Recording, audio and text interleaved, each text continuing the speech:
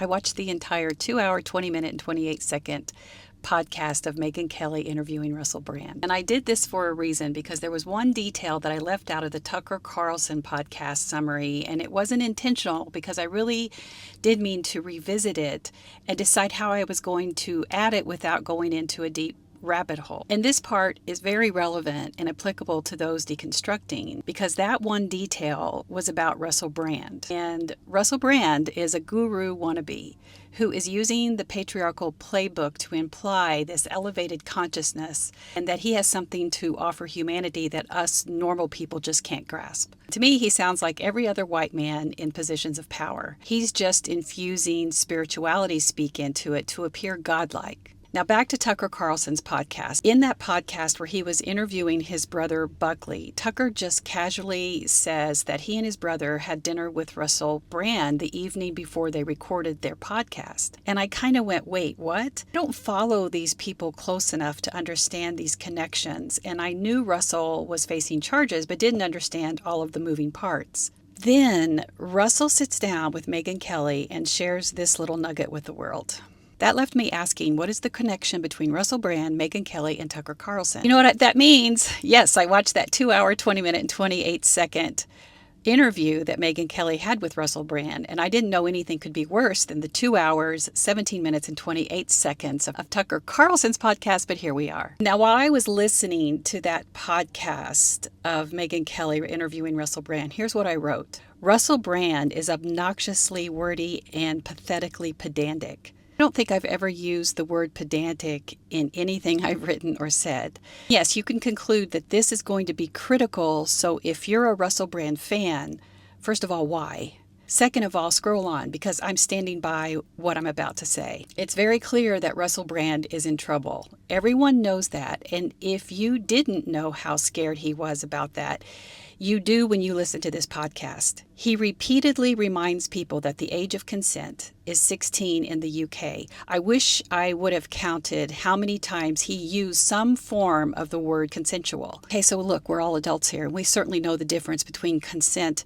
and SA, so there is that. But Russell is fighting for his life to contort the meaning of consent to assuage the details surrounding the charges against him. So he's on this PR tour. And he's talking a lot about his conversion to Christianity because, shocker, he's selling a book. And guess who his publisher is? Tucker Carlson's publishing company. Did you even know that Tucker Carlson has a publishing company? And when you add that Megyn Kelly and Tucker Carlson are friends and Tucker is publishing Russell's book, then you start to see the bridge. But throughout this podcast, Russell implies that a prominent, famous person who's outspoken and fearless about his critique of government intervention, especially surrounding C-19, that those kind of people are going to be attacked. So he's laying this premise that this is why he's going to court and facing these charges. He then discusses his childhood and describes that he was alone, broken, and exiled, and that led to his struggles with addiction. He seemed to imply that this included his sexual promiscuity, which all of this behavior came down to simply he was looking for God. He admitted to thousands of partners, to which Megyn replied,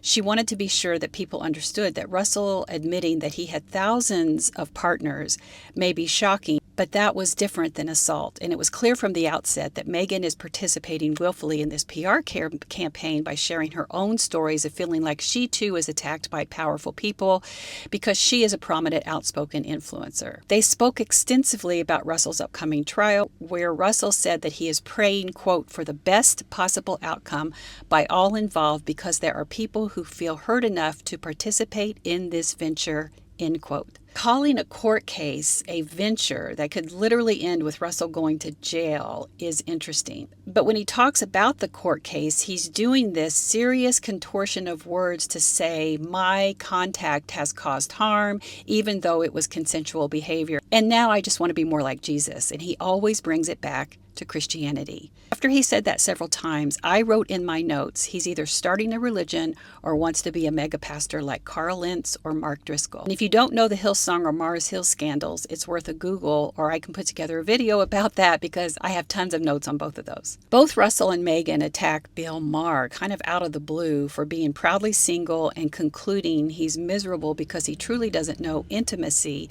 which they say can only be found in a committed marriage. So reading between the lines on this one is easy because Russell is married now, and he's blowing on that proverbial dog whistle of commitment and traditional marriage of man and woman. That was easy to figure out, but also kind of random. But it will become more clear in a minute because, like I alluded to earlier, Megyn compares her victimhood to Russell's saying it's part of an elite force to take down influential voices. And you really had to pay attention because Russell speaks fast and uses so many words.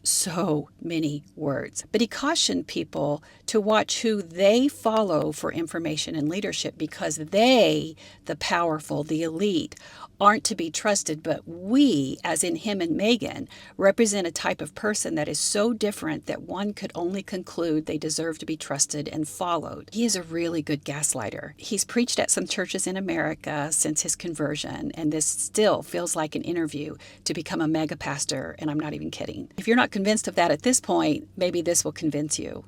Russell sets himself, Megyn, and Tucker apart as the bearers of the truth that others are not telling, that only those three have the core truth because they have the experience and the ability to see through it. Without directly saying it, they clearly are saying that our democracy would be best served in the hands of Christians who are the protectors of this truth. Then when I say that Megyn went off on Trump, she went off, admitting that she once idolized him because he was anti-woke everything. She mentioned several times of her admiration of him for his anti-trans, anti-immigrant stance, that he was against everything that was changing life in America for the worst. She said when he closed the borders, he saved lives, his executive orders against trans saved children's lives, and that she admired him because he fought against trans mania. This whole obsession with trans people is not just weird, it's dangerous, and it's a little terrifying because I can see exactly what they're doing. They're dehumanizing and demonizing trans people to the point that they are symbols of the apocalypse. And I promise I'm going to be coming back to that in other videos later. They both expressed admiration of Robert Kennedy Jr., and then Megyn said that she prays that Trump will get back on track because if the crazy leftists get in control, the Republicans will never win another election. She says that twice, ignoring the fact that it was Trump who said that if Christians get out and vote in 2024, they'd never have to vote again. Then she turns the mic over to Russell, and he goes into this mix of Christian guru babble that I couldn't follow, and I'm pretty good at mega pastor speak. At one point, he said God loves us, and if we accepted that God was in us, we wouldn't need wokeism. He also said that institutions like the Roman Catholic Church, evangelical churches, and the Church of England are not needed because there is no need for an intercessor between us and God. That is definitely going to ruffle some feathers,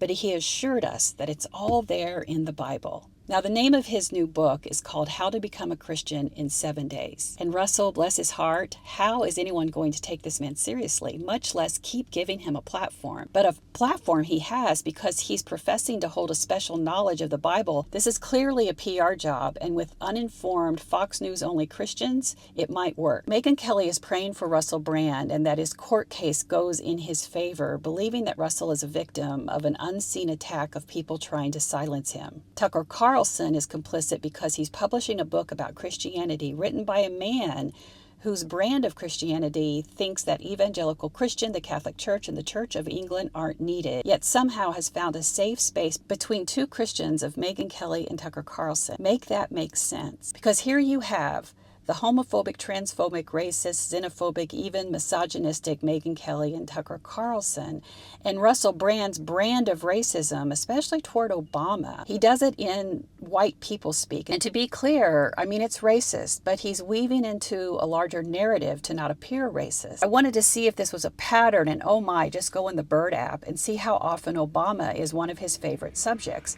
including being incredibly insulting and vulgar to Michelle Obama. But in the past, he honored Hulk Hogan by saying that Hogan lived his beliefs, but Obama weaponized his beliefs. And then back to this podcast, he nestles Netanyahu between Obama and Tony Blair and labeled those three as the compromised political class. He also references big and bloated government that got bigger under Obama and Biden, and get this, tiny under Trump. He said that there are dangers and perils of good-looking politicians like Obama, Macron, and Tony Blair. They're good-looking, charming, but who do they really work for, he asks.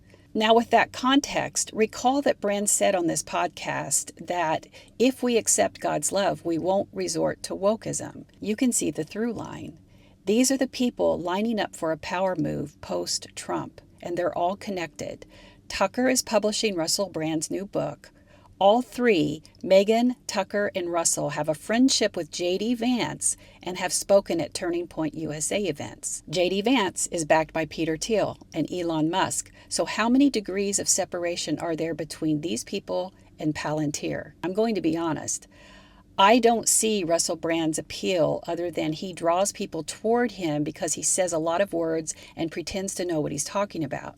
He asked who Obama, Macron, and Blair are working for, but the bigger, more important question is who does Russell Brand work for? It's clear now that all of them are signaling their willingness to be a part of whatever the era of J.D. Vance, Peter Thiel will look like. But that is a video for another day. But I'm going to stop now because I'm sweating in this car and I need to get to my grandson's track meet. But I want you to remember this.